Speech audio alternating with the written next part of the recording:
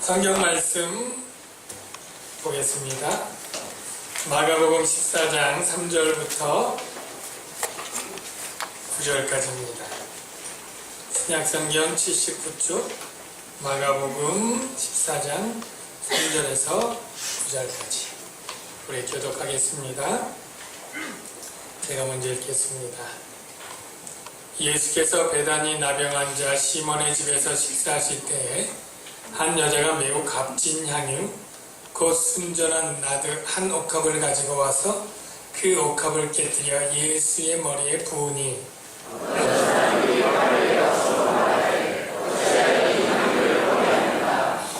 이 향유를 300데나리온 이상에 팔아 가난한 자들에게 줄 수 있었겠도다 하며 그 여자를 책망하는지라.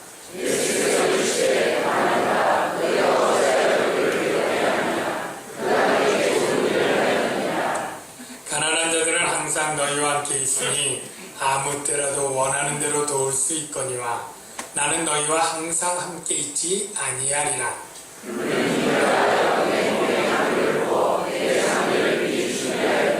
다 같이요. 내가 진실로 너희에게 이르노니 온 천하에 어디서든지 복음이 전파되는 곳에는 이 여자가 행한 일도 많아요 그를 기억하리라 하시니라.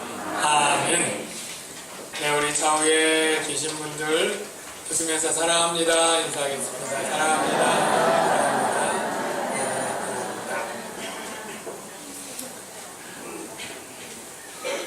오늘 본문의 배경은 이제 하도 들어서 귀에 못이 박힐 정도가 됐겠지만 바로 예수님의 공생 중에 마지막 주간, 바로 고난주간이라고 불리는 그 주간에 있었던 일이 진행되었죠.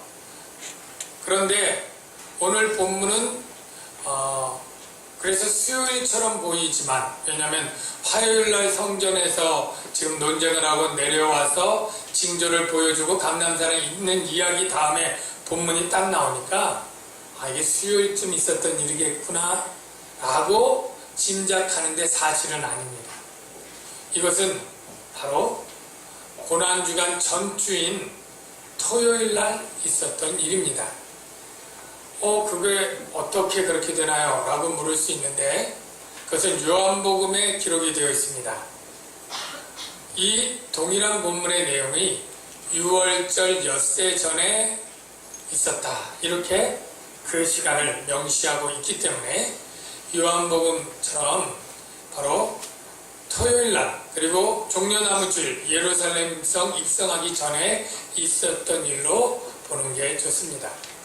참고적으로 예수님의 머리에 기름을 부은 이 도유라고 하는 사건은 복음서에 다 나오는데 누가복음에 나오는 사건만 다른 사건입니다. 이 마태, 마가, 요한복음은 다 지금 베다니의 문둥병자 시몬의 집이라고 하는 곳에서 있었다면 누가복음 7장에 나오는 사건은 갈릴리 바리새인 집에서 어떤 죄인 된 여자가 했던 사건으로 구분해서 여러분이 기억을 하시길 바랍니다. 이것까지 여러분들이 잘 구분해서 기억하실 분은 없겠지만 참고적으로 다 똑같은 사건이 아니라 하나는 다른 사건이다. 그렇게 여러분이 아시면 되겠고요.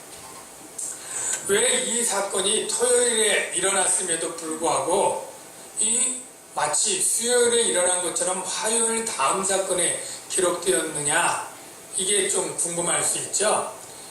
여러분들이 신학 공부를 한 것은 아니라 잘 이해하기가 어떨지 모르지만 이 복음서들은 역사서가 아닙니다. 역사처럼 연도별로 시간별로 꼭 반드시 그렇게 기록할 이유가 없습니다. 복음을 잘 나타내기 위해서 때로는 이 마태 같은 경우에는 시간별로 사건만 정리하고 그 다음에 예수님이 또 말씀했던 것만 정리해서 시간적으로는 꼭 그렇게 일치하지 않습니다. 지금 이 마가복음도 이 본문을 왜 여기다 두었느냐, 그 의도가 뭐냐 할 때 바로 그 앞 앞뒤 내용과 관련이 있는데요. 우리가 14장 1절, 2절은 누가 나옵니까? 대제사장들과 서기관들이 나오는데 예수를 흉계로 잡아 죽이려고 하는 일이 나오고요.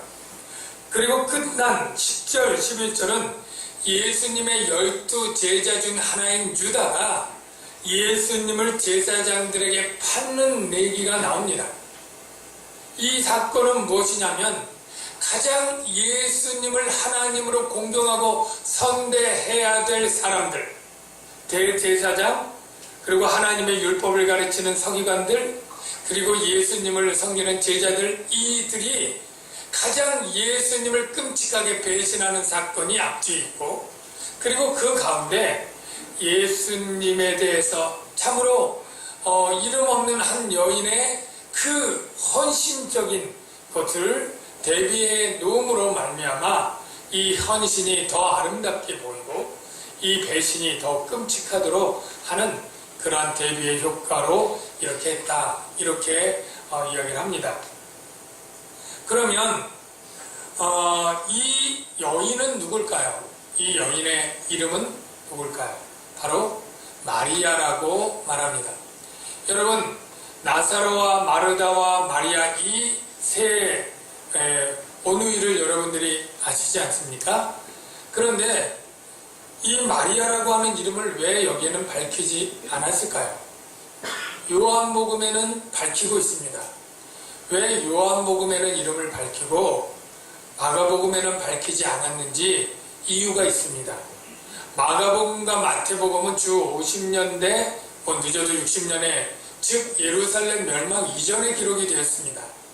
이 예루살렘 멸망 이전에는 종교 지도자들이 굉장히 득세하고 기독교인들을 탄압하고 박해하던 그러한 시대입니다. 그러니까 복음서 기자들이 나사로와 마르다, 마리아 이 이름들을 밝히면 아직도 종교 권력자들이 그들을 미워하고 박해하고 기독교에 영향을 끼치는 그들을 탄압할 그러한 위험 요소가 너무나 많은 거예요.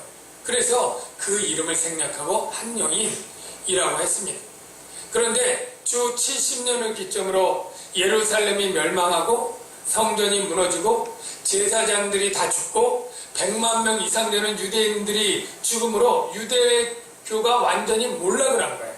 종교 지도자들이 완전히 다 죽음을 당한 거예요.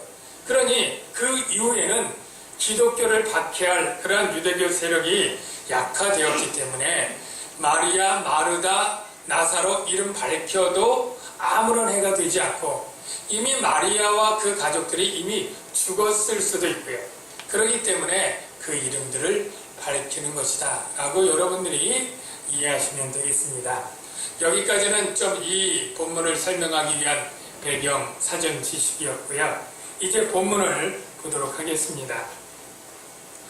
예수께서 베다니 나병 환자 시몬의 집에서 식사하셨습니다. 언제요? 바로 고난주간 전 토요일입니다. 베다니는 예루살렘에서 한 3km 떨어진 가까워서 바로 베다니에서 예루살렘에 이제 가시기 직전인 것이죠. 거기에 나병 환자 시몬이 있었고요. 그가 예수님과 그 제자들을 잔치에 초대한 것 같습니다. 그 인원이 꽤 많았을 거라고 생각이 돼요. 예수님과 12 제자만 해도 남자만 13명인데 거기다 수종 들고 따라다니는 사람들 하면 꽤 많았는데 그 잔치를 베푼 거예요. 이 시몬이라고 하는 사람이 누굴까요? 성경에 구체적으로 누군지 알려주지 않습니다. 그래서 신학자들이 많이 추측을 하죠. 이 시몬이라는 자는 아직도 공개되지 않았지만 나사로와 마리아 마르다의 아버지일 것이다. 결국 같은 집이 되지 않습니까? 그렇게 추측하는 사람도 있고 어떤 사람은 아니다. 마리아하고 마르다의 남편 중에 하나일 거다. 이렇게 얘기를 하는 사람도 있는데 어느 것도 정확하지 않습니다. 그런데 중요한 것은 나병 환자는 문둥병자 같은 말인데 지금 나병 환자 시몬은 바로 나병 환자가 아닐 것이다 라는 것은 분명해요. 왜냐하면 나병 환자는 전염성이 있고 부정한 사람이라 동네에 같이 살 수 없습니다. 누구를 초청해서 잔치를 베풀 수는 더더욱 없어요. 그러니까 이 나병 환자는 과거에 나병 환자였지만 지금은 완전히 치유받아 정상적인 사람이겠죠? 그러면 추측할 수 있는 게 있죠. 이 불치병, 난치병인 나병이 어떻게 치유 안 받았을까? 예수님께 잔치를 베푸는 것으로 보아서 예수님께 기적적인 치유함을 받고 지금 잔치를 베푸나 라고 추측할 수 있겠죠. 이 정도 이 시몬에 대해 알 수 있습니다. 중요한 것은 시몬이 아니고요. 이제 식사를 하고 있는 예수님 뒤로 한 여인, 즉 마리아가 다가옵니다. 그리고 마리아가 자신이 가지고 있는 그런 옥합병을 깨뜨려서 옥합병에 뚜껑이 있는 옥합병이 있고 깨뜨려야만 되는 옥합병이 있다고 그래요. 뚜껑을 열었다 닫았다 하는 것은 비교적 싼 향이고 아예 냄새도 나갈 수 없이 완전히 밀봉된 것은 깨뜨려야만 된다고 해요. 이 깨뜨리는, 그러니까 굉장히 고급의 그런 향유인데 그것을 예수님의 머리에 부은 거예요. 근데 참고로 마태복음과 마가복음은 예수님의 머리에 부었다고 하고 요한복음은 예수님의 발에 발라서 이렇게 머리털로 했다 그래요. 그래서 어떤 사람들은 이게 성경이 이렇게 틀린 게 많아가지고 어찌 믿을만 하겠느냐 이렇게 안 믿을 작심을 하고 이렇게 묻는 사람들이 있는데요. 모순된 게 아닙니다. 머리에 부어서 머리, 어깨, 무릎, 발까지 내려온 거예요. 그리고 발을 이제 닦은 건데 요한복음은 이미 마태복음, 마가복음에 머리에 부은 게 기록이 되어 있잖아요. 근데 예수님의 행적은 정말로 다 세세히 낱낱이 기록하면 이 지구상에 쌓아둘 곳이 없을 정도로 내용이 많은데 굳이 했던 걸 또 할 필요가 뭐가 있습니까? 그러니까 5, 60년도에 지금 마태복음, 마가복음에 없는 이거를 빼뜨리고 갔네. 그래서 90년도에 요한은 머리에 부은 것 말고 발에 했던 행위들을 강조해서 했다. 그러니 이게 다른 게 아니라 서로 다른 부분을 주목해서 기록했을 뿐 모순이 아니다. 여러분들이 이렇게 아시면 되겠습니다. 어쨌든 머리에 부었는데 사람들이 화를 내기 시작하는 거예요. 그것들을 보고. 왜냐하면 그 향이, 그 향료가 정말로 꽤 비싼 나드 향이라고 하는 향이었기 때문입니다. 이 나드 향은 나도 향이라고도 하고 나도 같이 쓰는데요. 이 나도 향의 원 이름은 늘 봐도 잊어버리는데 나르도 스타미스 자타만시라고 하는 그런 굉장히 길고 복잡한 식물에서 나오는 그런 향료입니다. 그런데 이 식물은 안타깝게도 히말라야 산맥에 땅 동인도에만 있는 아주 희귀 식물입니다. 그러니까 그 양도 작을 뿐더러 먼 나라에서 그때같이 참 교통이 불편할 때 수입해서 오니까 이 향이 너무나 비쌀 수밖에 없겠죠.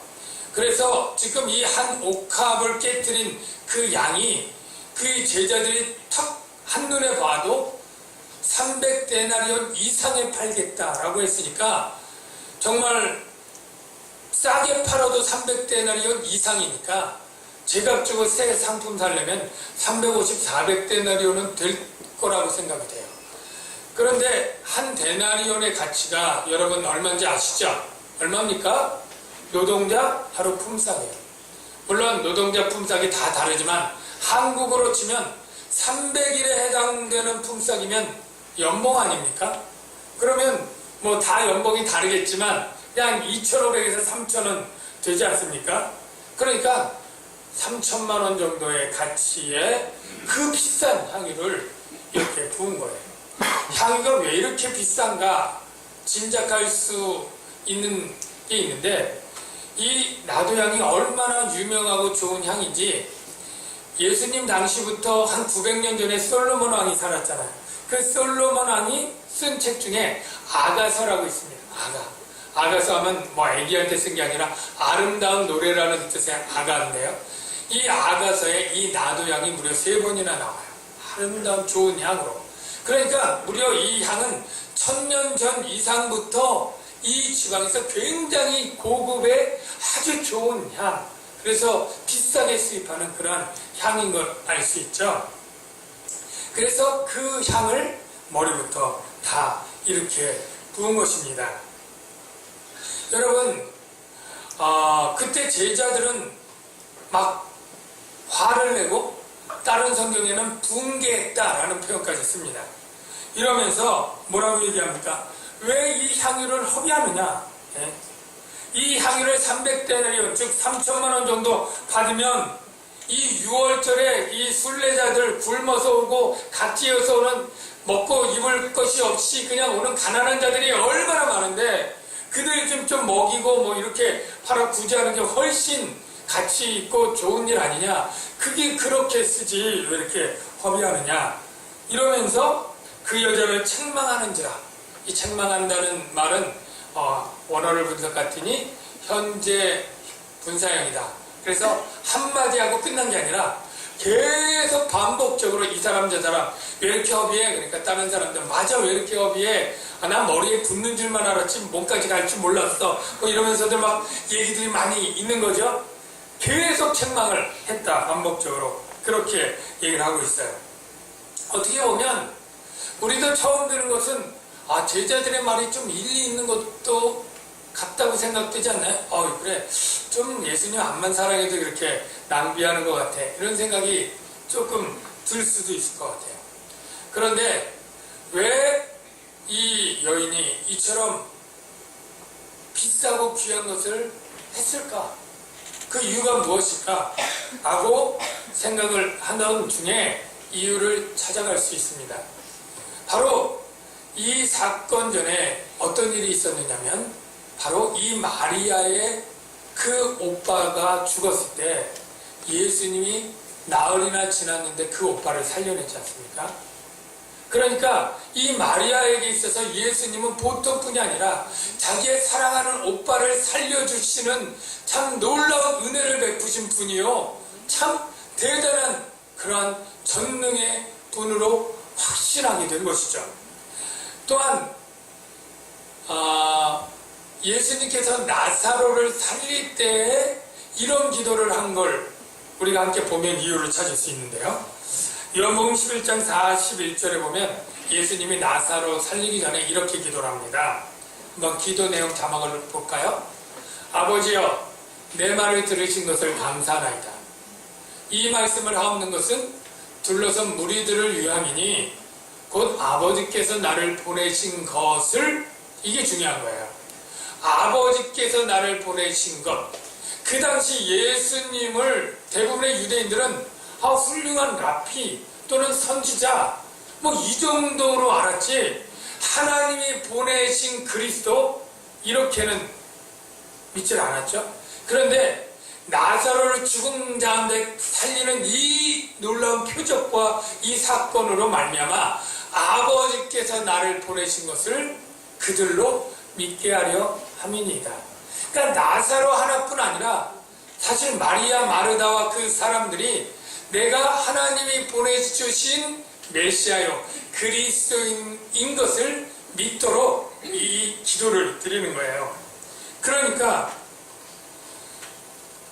이 마리아가 옥합을 깨서 한 이 행위는 바로 예수님이 바로 구약시대 그렇게 존경하고 거룩했던 그 이름조차 감히 부를 수 없었던 여호와 하나님과 동급의 그 아들 하나님이라는 것을 그 마리아는 명심하고 새기는 것이죠.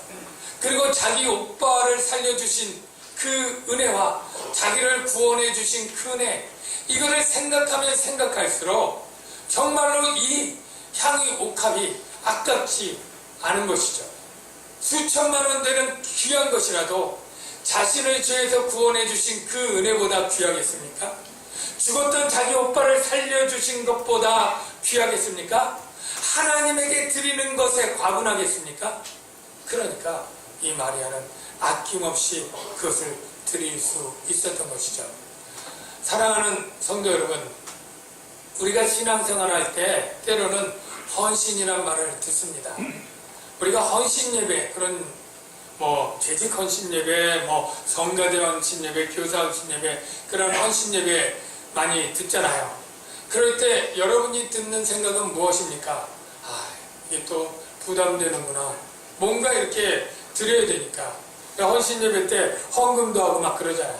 저는 아예 그 헌신 예배를 거의 안 드리고 있습니다만은, 왜냐하면 이름만 헌신이고 사실 그 의미가 퇴색되어 있는 경우가 참 많기 때문에, 그런 헌신 예배는 헌신의 그 이름 단어 가치를 오히려 퇴락시키고 약화시키는 것 같아서, 참 이 정도로 드리는 걸 헌신이란 말 붙이기가 오히려 부끄러워서 내가 헌신이란 말을 안 씁니다만은, 여러분, 우리가 주님 앞에 헌신한다, 어떻습니까?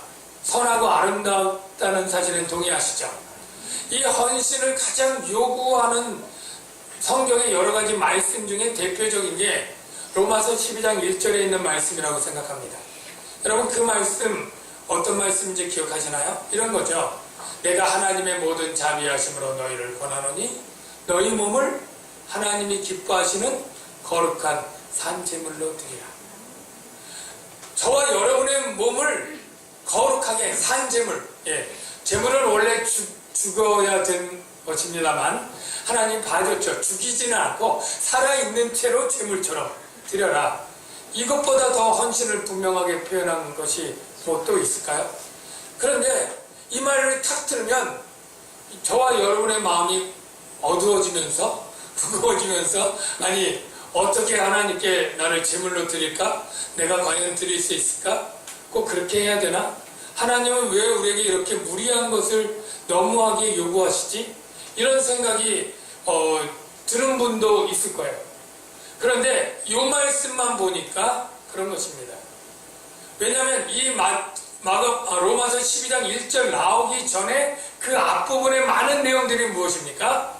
바로 하나님이 너희를 위하여 헌신했다라는 거예요. 우리를 제물로 드릴 때 하나님이 먼저 그 아들을 화목제물로 드렸다는 거예요. 우리가 옥합을 깨서 기름을 흘리기 이전에 하나님이 자신의 몸을 십자가에 깨서 모든 물과 피를 다 쏟아 흘렸다는 내용이 그 앞에 있는 거예요. 그리고 나서 너희 몸을 제물로 드리라는 것은, 이것은 과하거나 너무하거나 무리한 것이 아니라 자연스러운 것이고 당연한 요구가 된다는 것이죠. 우리 로마서 3장 25절과 히브리서 9장 11절에 그 말씀을 한번 확인해 보겠습니다. 하나님이 이 예수를, 하나님이 그의 피로서 믿음으로 말미암는 화목 제물로 세우셨으니, 그리고요, 그 다음에 그리스도께서는 장래 좋은 일의 대제사장으로서 염소와 송아지의 피로 하지 아니하고 오직 자기의 피로 영원한 속죄를 이루사. 이 두 가지 사실이 묵상하면 너무나 묵상할수록 크고 귀한 일이 아닙니까? 하나님이 참 그 귀하신 분이 자기를 깨뜨리고 자기 아들을 깨뜨리는 것은 더 힘든 일이죠. 그래서 그 모든 고난과 그 온몸의 피와 물을 다 쏟아 흘리시면서 우리의 죄로부터, 죽음으로부터 구원해 주시는 은혜를 베푸신 거잖아요. 그거를 정말로 믿는다면, 정말로 깨닫는다면 감격하지 않을 수 없고, 주님께 무엇인가 해드리고 싶은 열정이 가득 찰 수밖에 없고, 그래서 내 몸을 깨뜨릴 수는 없지만 내가 가장 값비싸다고 여기는 이 옥합을 깨뜨려서 주님께 바르는 것이 무엇이 과하고 무엇이 무리한 일이 될까요? 바로 마리아의 심정이 그것이죠. 사랑하는 성도 여러분, 우리가 때때로 마리아처럼 헌신하는 분들이 저도 그렇고 많이 없으리라고 생각합니다만, 그래도 뭔가 내가 주를 위해서 헌신해서 힘들다, 참 어렵다, 이러한 생각이 들 때 하나님이 나를 위해서 헌신하신 것을 묵상하는 은혜가 있기를 바랍니다. 내가 주님께 무엇인가 드려야 될 때 하나님이 나에게 먼저 주신 것이 얼마나 위대하고 큰 것인가를 저 여러분 묵상하시길 바랍니다. 그럴 때 내가 주님께 드린다고 힘들다고 어렵다고 했던 것들이 너무나 작고 또 미약한 것인 것을 깨닫고 우리가 능히 그 일들을 기쁘게 감당할 수 있게 될 줄로 믿습니다. 또 한 가지 여기서 깨달을 수 있는 영적 교훈이 있는데요. 우리가 주님께 무엇인가 드릴 때에 그것이 헌신이든 헌물이든 재능이든 가장 그것을 방해하는 자는 멀리 있는 것이 아니라 가까이 있는 사람 중에 있을 수 있다라는 거예요. 무엇이냐면 마리아가 예수님께 이 향유를 드릴 때 그것을 가장 화내면서 반대했던 사람들이 누구라고요? 제자들이에요. 아니 유대 종교 지도자들이나 로마 병사들이 반대한 게 아니라 가장 예수님을 잘 섬기고 그 가르침을 받던 최측근 제자들이 이 뭐하는 일이냐고 빨리 그 일을 거두지 못할까 그러면서 막 흥분하고 난리를 친 거예요. 어떻게 보면 항상 늘 그런 것은 아니지만 우리가 주를 위해서 열심히 헌신하고 드리려고 할 때 때로는 믿음의 사람들 가운데 아니 어떻게 보면 직분자들 가운데 오래 믿는 사람들 가운데서 이러한 장애가 있을 수 있다라는 사실을 여러분이 아시길 바랍니다. 뭐 이런 거죠. 그냥 제가 그냥 상상해서 지은 거면 뭐 초신자인데 아니면 새신자인데 열심히 할 때 왜 그렇게 초신자가 이렇게 나서서 설치나 뭐 이런 식으로 얘기를 한다거나 또 뭐 교회에 크게 헌물이나 헌금을 하는 분이 혹 계실 때 칭찬과 감사의 말 대신 돈 좀 있나 보지 그걸 뭐는 안 모르게 하지 생색을 내 혹이라도 이런 식의 그냥 날카로운 말들이 이렇게 돌아서 온다면 그냥 낙심하게 하고 일하던 손을 중단하게 만드는 일이 되겠죠. 뭐 우리 교회에 있거나 뭐 어느 교회에 있어서 하는 예가 아니라 상상한 것입니다. 네. 웃으시지 마시고요. 네. 우리가 여기서 깨달을 수 있는 것은 이런 것입니다. 하나님께서는 우리 모두를 각자를 다 존귀하게 해주시고 하나님이 기쁘게 받을 충분한 것들을 각자에게 다 나눠줬습니다. 예. 그게 5달란트든 2달란트든 1달란트든 다 다르지만 내게 받은 환경 가운데 내 건강 가운데 내 재능 가운데 다 다르잖아요. 내 형편에서 내가 드릴 수 있는 만큼 주님께 드리면 하나님은 그것으로 기뻐하시고 만족하시지 반대로 꼭 김집사는 이런데 박집사는 왜 그래 비교하는 분이 아니라는 거예요. 그러니까 다른 사람이 어떻게 드리느냐 이것에 너무 신경 쓸 게 없습니다. 내가 하나님께 받은 은혜와 감사를 여러분이 충성되게 드리면 되는 거예요. 왜 이런 얘기가 나오냐면 사실 이 반대했던 제자들 중에 주동이 누굴까요? 가장 12명의 제자 중에 주동이 바로 가룟 유다죠.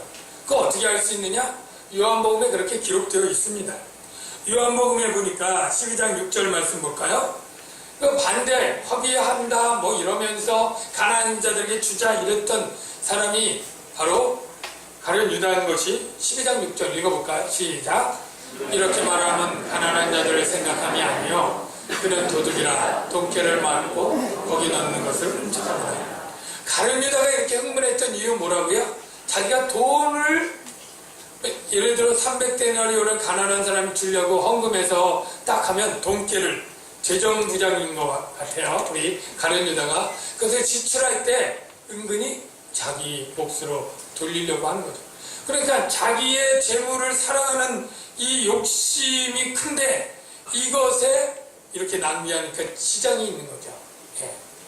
재물을 사랑하는 욕심 때문에 이런 비난과 책망을 했다는 것을 알 수 있어요. 그러니까 우리들이 아까 다시 이야기를 돌아가면 열심히 일하는 사람, 열심히 헌금하는 사람을 비난하는 이유 중에 하나는 여러 가지 이유가 있겠지만 그 중에 하나는 저렇게 열심히 일하면 나도 열심히 일해야 될 압박감을 갖거든요.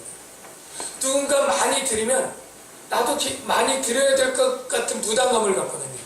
그러니까 그 압박감과 부담감이 결국 나를 원치 않는 봉사와 원치 않는 그런 예물 드림으로 나를 끌어내기 때문에 그것을 방어하기 위해서라도 그를 비난해서 그를 못하게 만드는 그러한 심리가 작용할 수 있다는 것을 우리가 알아야 됩니다.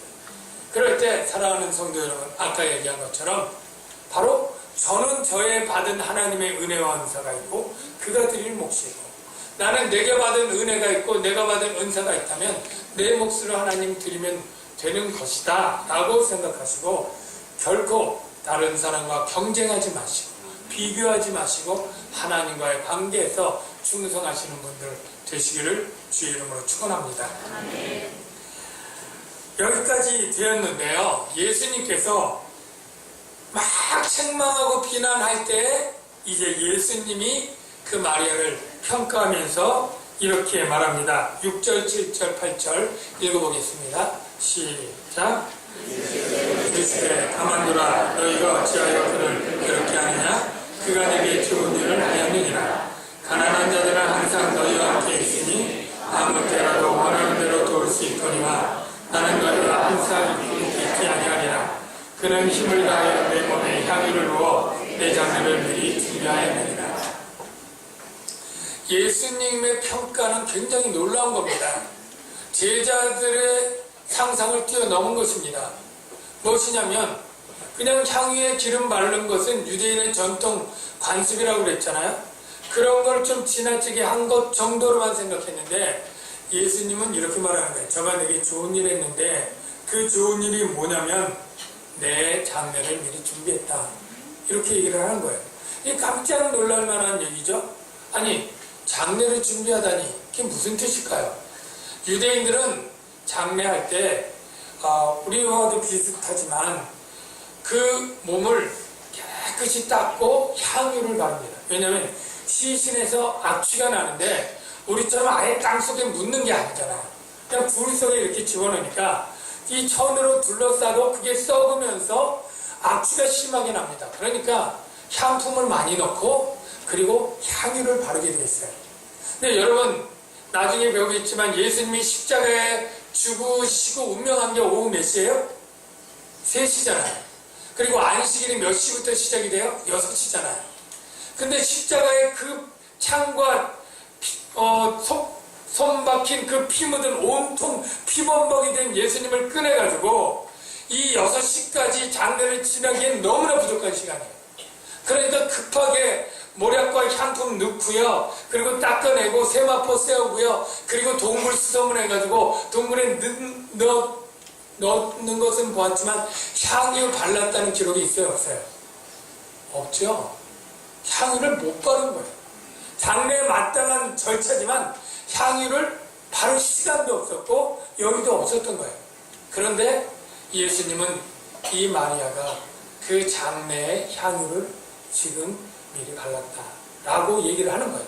그러니까 사람들은 아니 마리아가 어떻게 알고 예수님이 죽는다는 거를 모르고 그냥 했는데 예수님이 죽게 돼서 그렇게 그냥 무의식적인 행위가 결과적으로 그렇게 된 거 아닐까? 이렇게 의심하는 사람들이 없잖아 있어요. 그런데 저는 신학자들 가운데 여러 생각들이 있지만 마리아가 예수님의 죽음을 분명히 알고 장례를 위해 발랐다라고 하는 주장을 믿습니다. 왜냐하면 제자들조차도 예수님의 죽음을 생각지도 않고 두려워서 묻지도 않았어요. 그러나 예수님이 죽음을 비밀로 한 것이 아니라 요 전에 공공연하게 드러내놓고 당신의 죽음을 이야기했습니다. 예. 3번씩이나 마가복음에만 해도 3번씩이나 내가 죽을 것이다. 어디에서? 예루살렘에서. 누구한테? 대제사장과 서기관들에게 죽을 거다. 그 얘기를 명백하게 했습니다. 예.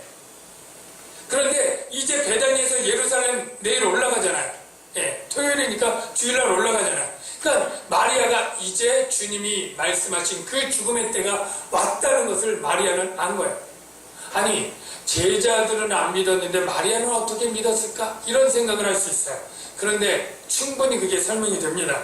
왜냐하면 제자들은 이 죽음의 사건을 듣고 나서도 깨닫지 못하고 묻기도 두려웠다. 그런 내용들이 분명히 있어요. 마가복음 8장 31절 말씀 먼저 볼까요? 그 세 구절을 연속해서 예수님이 죽는다고 했던 걸 얘기했던 내용들이에요. 인자가 많은 고난을 받고 장로들과 대제사장들과 서기관들에게 버림받아 죽임을 당하고, 죽임당하는 건 얘기하죠. 사흘 만에 살아나야 할 것을 비로소 그들에게 가르치시되, 그 다음에 뭐라고요? 드러내놓고, 이 말씀. 그러니까 비밀리 가르친 게 아니에요. 드러내놓았다는 거예요. 12명의 제자만 알라고 한 게 아니에요. 같이 따라다니던 제자들도 알 수 있고 알 수 있는 거예요. 마리아도 들린 거예요. 자, 그 다음 말씀. 자, 그런데 제자들은 왜 모르냐면, 이는 제자들에게 가르치시며 또 인자가 사람들의 손에 넘겨져 죽임을 당하고 죽은 지 3일 만에 살아나리라는 것을 말씀하셨기 때문이더라. 그러나 제자들은 어때요? 이 말씀을 깨닫지도 못하고 묻기도 두려워하더라. 제자들은 분명히 들었지만 두려우니까 안 물은 거예요. 아예 잊어버리려고 한 거예요. 생각을 안 하는 거예요. 그러나 마리아는 그럴 이유가 없는 거예요. 마음에 예수님의 죽음의 말 같은 걸 그냥 흩쳐 들어올 이 얘기가 아니죠. 예. 사랑하는 이가 죽는다고 얘기하면 그걸 그냥 넘겨 듣거나 흘려 들을 사람이 어디 있겠습니까? 예. 그걸 마음속에 기억한 거예요. 그런데 그거를 알 수 있는 내용이 또 누가복음 10장 39절에 이 마리아의 평소 상태는 어떻습니까? 예수님의 말씀을 집중해서 듣는 형입니까? 대충 듣는 형입니까? 집중해. 자, 누가복음 10장 39절에 마르다가 집에 초청해가지고 막 일손부족할 때 마리아가 예수님 앞에 있으니까 제 마리아 좀 내와서 일 좀 도와주게 해달라고 요청하니까 그에게 마리아라고 하는 동생이 있어. 그 다음 주의 발치에 앉아 그의 말씀을 듣더니, 그러니까 맨 뒤에서 듣는 게 아니라 맨 앞에서 듣는 거예요. 예수님 발 앞에서. 예. 그러니까 예수님도 나가라고 말 못해요. 그리고 뭐라고 얘기해? 마리아는 이 좋은 편을 택하였으니 빼앗기지 아니하리라 하십니다. 예. 마리아는 주님의 말씀을 귀담아 듣고 집중해서 청중했던 여인인 것을 알 수 있죠. 예수님의 죽음에 관한 걸 드러내놓고 얘기했다면 마리아는 분명히 들었을 것이고 그것을 마음속에 간직한 거예요. 그리고 예수님이 곧 죽을 거라는 걸 슬퍼하면서도 알고 있었던 것이고 예수님의 장례가 이제 곧 있다는 걸 알고 그 향유를 부었다고 그렇게 믿을 수 있는 것입니다. 그럴 때 예수님은 어떻게 칭찬을 했습니까? 9절에 읽어봅시다. 시작. 내가 진실로 너에게 이르노니 온 천하에 어디서든지 복음이 전파되는 곳에는 이 여자가 행한 일도 말하여 그를 기억하리라. 온 천하에 복음이 전파, 지금까지죠. 그런데 복음과 이 일이 무슨 상관이 있을까? 복음의 가장 중요한 핵심이 뭡니까? 예수님이 우리 죄를 위해 대신 죽은 거잖아요. 대신 속죄를 이룬 죽음이잖아요.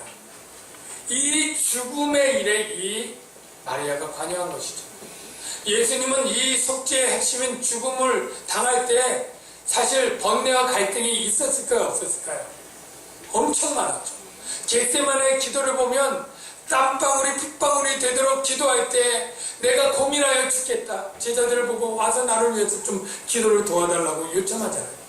할 수 있거든 내 잔이 지나가게 해달라고 기도하잖아요.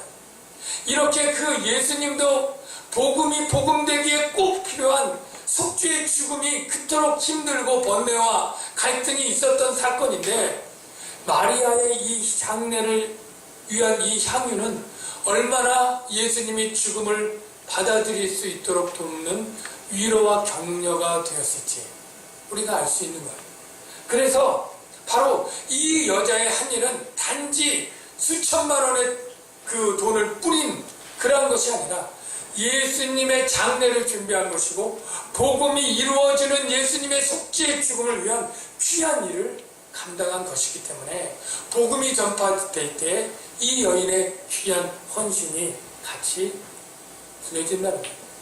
여러분, 이 세상에 부자들이 얼마나 많습니까? 네.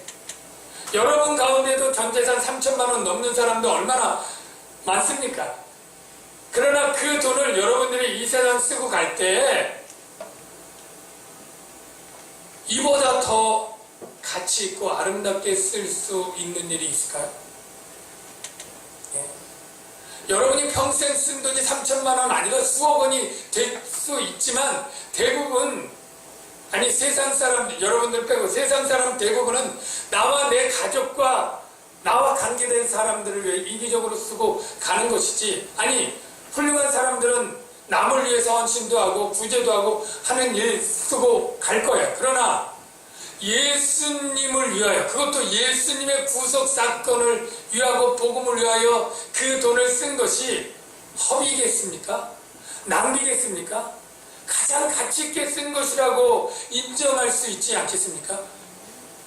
여러분, 제가 전에도 한번 소개를 드렸습니다만 짐 엘리엇이라고 하는 사람이 대학교 때부터 선교를 작정하고 언어를 배우고 훈련을 받습니다.